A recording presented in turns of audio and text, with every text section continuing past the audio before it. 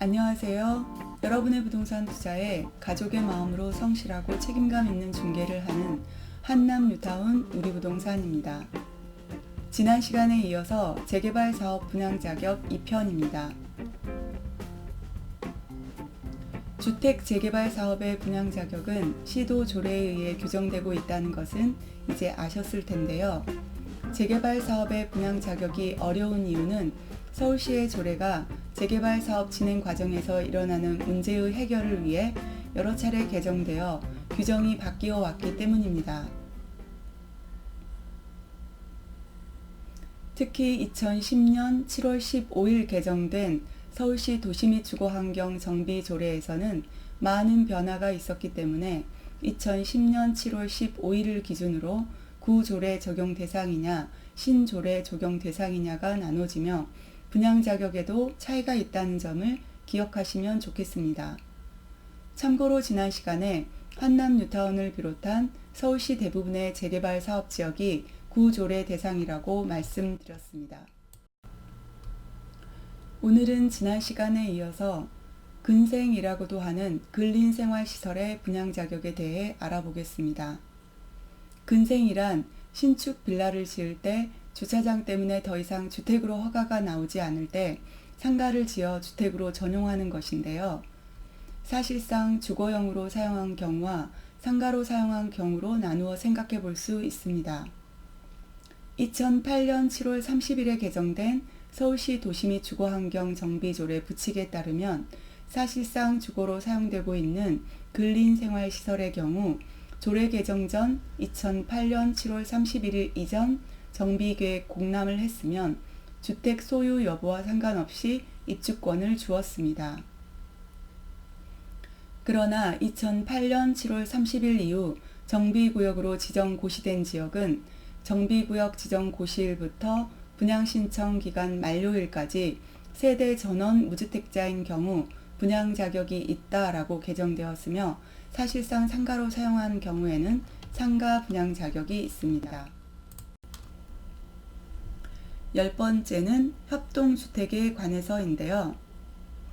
협동주택이란 서울시 주택개량 사업을 통해 80년대 중후반까지 서울 시내에 지어졌던 주택 형태로 다세대 주택이라는 제도가 만들어지기 전에 협동주택으로 지어진 주택을 말합니다. 등기부와 건축물 대장에 협동주택으로 표기가 되어 있으며 1988년 5월 7일 이전에 지분 또는 구분 소유 등기를 필요한 세대는 사실상 구분된 가구수에 한하여 각각 1인을 분양 대상자로 한다는 조항이 있었으나 현재는 이 기준일이 삭제되어 협동주택이라면 모두 분양 자격이 인정됩니다. 또한 재개발 사업지구 지정 후 추가로 매입하여 더 큰 평수를 배정받으려고 하는 경우도 있는데요. 추가로 매입한 지분 등이 종전 권리가액에 포함되지 못하여 큰 평수를 받지 못하고 현금 청산이 되는 경우도 있습니다.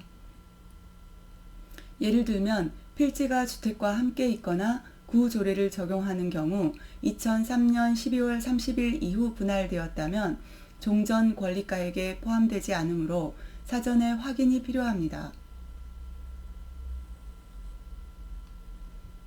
편법으로 분양 대상자를 늘리려고 하는 것을 막기 위해 서울시 도시 및 주거환경 정비조례 27조 2항에서는 분양 대상이 될 수 없는 예외 사항을 두고 있습니다. 수인의 분양 신청자를 1인의 분양 대상자로 보는 경우인데요.